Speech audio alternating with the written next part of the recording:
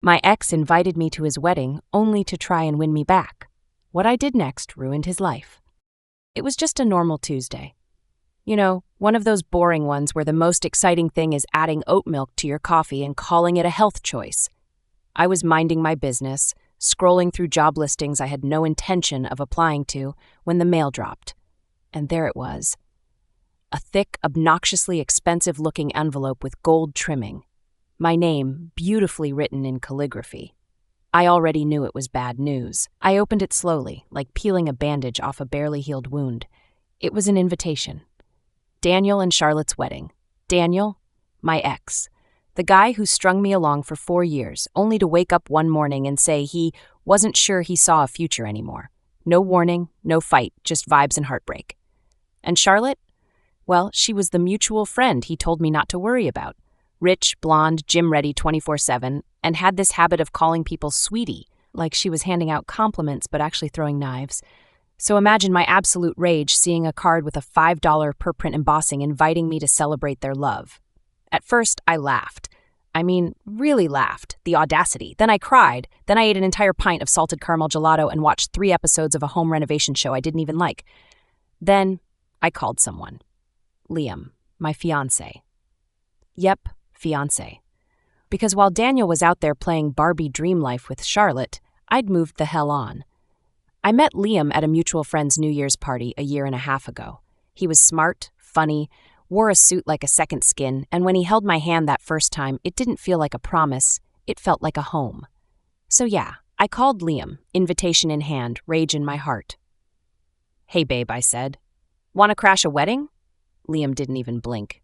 "Yours or mine?" he joked. I explained the whole situation, from the glittery gold envelope to the not-so-subtle insult of being invited to his wedding, the one Daniel obviously assumed would show me just how well he was doing. Liam, to his credit, took it all in stride. He didn't judge, he didn't mock, he just listened. That's what he always did best. "I'm down," he finally said, a grin spreading across his face. "But if we're going big." And oh boy, we did. I pulled out the dress I'd been saving, the one that made me look like I belonged on a red carpet. Liam booked us a black car, he wore a tux. I got my nails done in a shade called Vengeance Red. Petty? Maybe. Satisfying? Absolutely. This wasn't just about showing up, it was about showing up with someone who chose me, respected me, and loved me deeply. It was about standing tall in a place where I was once made to feel small. It was reclaiming my dignity in heels and lipstick. Because Daniel needed to see it, Charlotte needed to feel it, and I needed to own it. The venue was straight out of a Pinterest dream board. Ivy-covered stone walls, chandeliers that probably cost more than my college degree, and servers in tuxes holding trays of tiny, overpriced appetizers. Charlotte wouldn't have it any other way. I held Liam's hand a little tighter as we walked up the marble steps. "You sure about this?" he whispered, eyes scanning the crowd that was already trickling inside. I nodded. 100%. We're not here to start drama. We're here to exist, loudly and beautifully.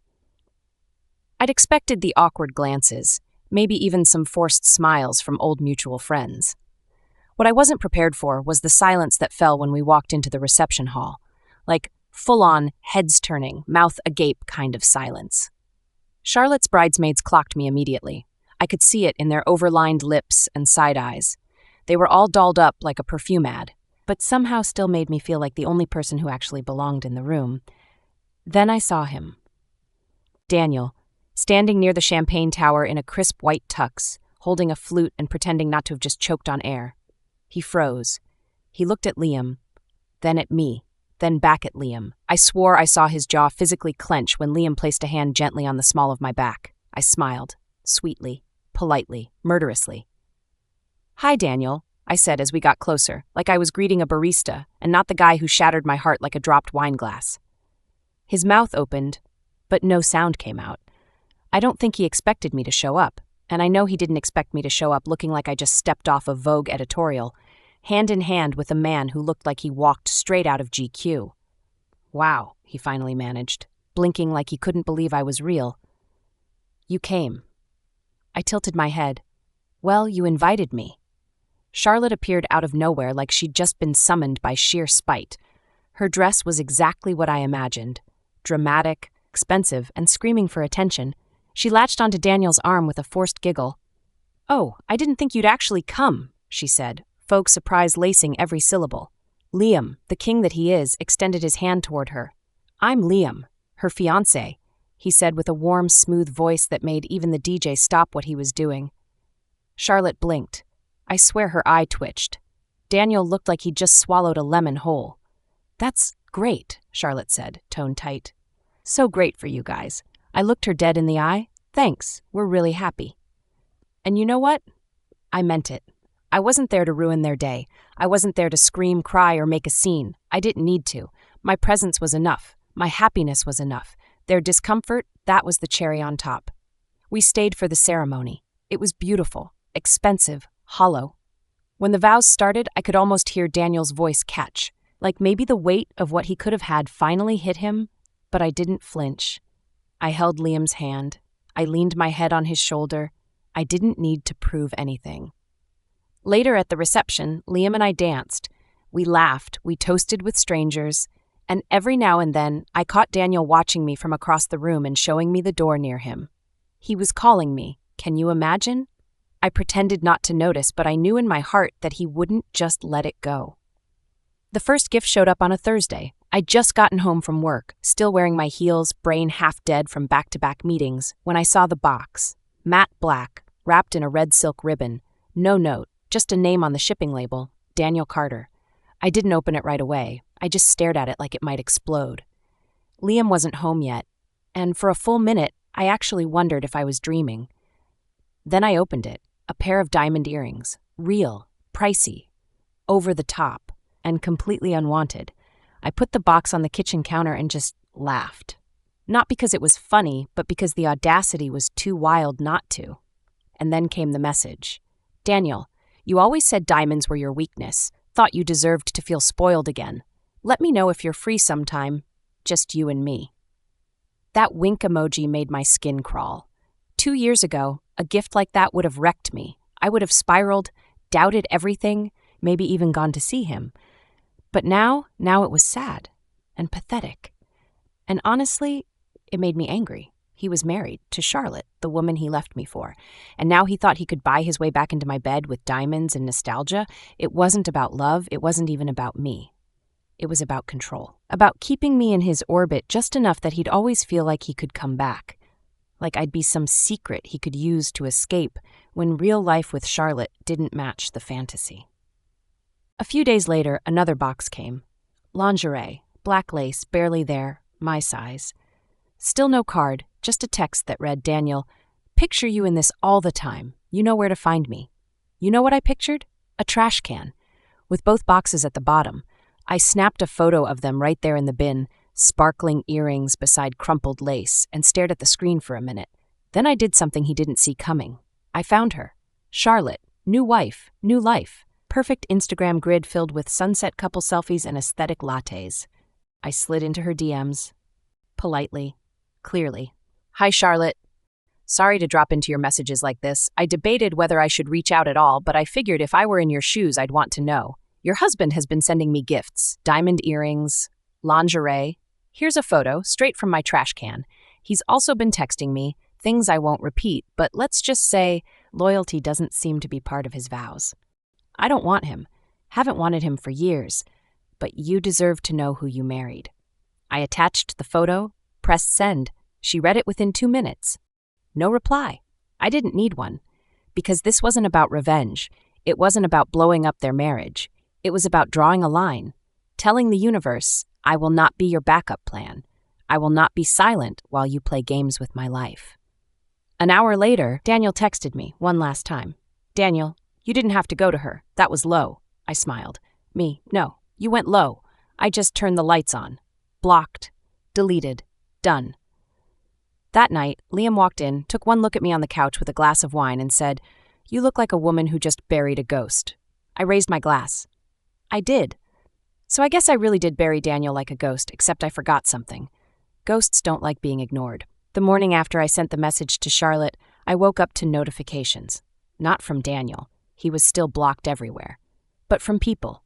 Mutual friends, acquaintances, old coworkers, all whispering the same thing. Hey, did you really try to break up Daniel's marriage? Apparently, Daniel had been busy, telling everyone that I'd gone crazy and was trying to sabotage his life out of jealousy, that I was obsessed, bitter, and unstable, that I just couldn't handle seeing him happy.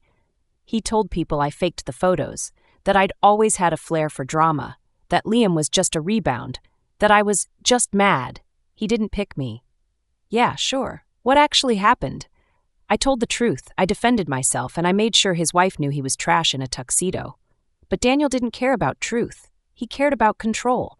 And when he realized he couldn't guilt me or seduce me or lure me back, he turned to punishment. He reached out to Liam. Just a heads up, your girl's been unstable since the beginning. I put up with it for years. Do yourself a favor. Run. Liam screenshotted it and sent it to me with one line. He's trying so hard. You good? God, I love that man. Then Daniel tried a subtler approach, messaging old mutuals, hinting that I'd been emotionally manipulative during our relationship, that he was the victim. It was like watching a man set himself on fire and scream that I handed him the match. But here's the thing about living honestly. When you stop hiding who you are, no one can use it against you. Yeah, I'd made mistakes. Yeah, I'd been hurt. But I'd never begged that man to stay, never chased him after he left, never pretended he was something he wasn't. Meanwhile, Daniel was now the married man with a wandering phone, a blocked ex, and a wife who hadn't posted him on Instagram in weeks. But that didn't stop him. One night, I got a text from an unknown number. Unknown. You'll never be anything without me. I gave you your best years and you repay me by destroying my life. You're a sad, ungrateful little bitch. It was him. He'd burned every bridge and still had the nerve to cry about the ashes. They say karma's slow. They're wrong. She just likes to make an entrance. It took all of 3 months after I blocked Daniel for the rumors to stop and the silence to settle in. No texts, no gifts, no flying monkeys, just quiet. And then Charlotte filed for divorce. Of course, it wasn't public, but people talk. And in the same group chats where Daniel used to brag, now he was the cautionary tale. Turns out Charlotte had screenshots, my message, his texts, even bank statements that showed him wiring me money for dinner and gifts. Joke's on him. I never touched a cent.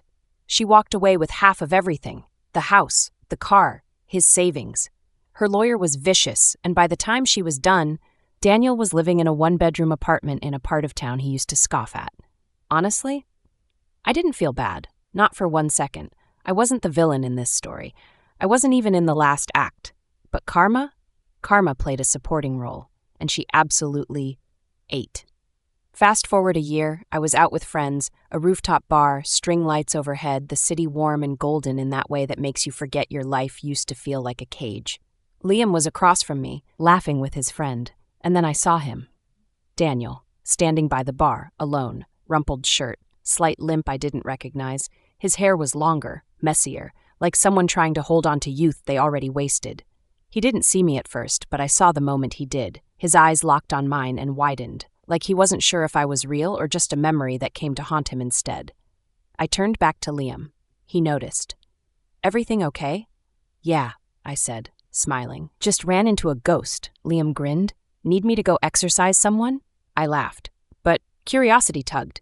So when I walked to the restroom, I passed a little too close to the bar. Daniel stepped in my path. Hi, you look good, he said, voice low.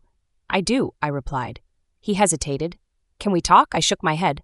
There's nothing left to say, but what if we start over? His silence was answer enough. I stepped around him, but just before I walked off, I turned back and smiled.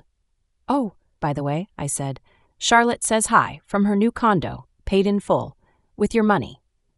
And I left him there, standing under flickering string lights, surrounded by strangers, looking like exactly what he was, a man who had everything and lost the only 2 women who were ever willing to give him a real shot. Would you have said something to the person being betrayed, or would you have watched it all burn in silence? Don't forget to like, subscribe, and tap the bell for more shocking betrayal stories. Help us grow and do more content by doing this. Thank you for watching, and see you in the next video.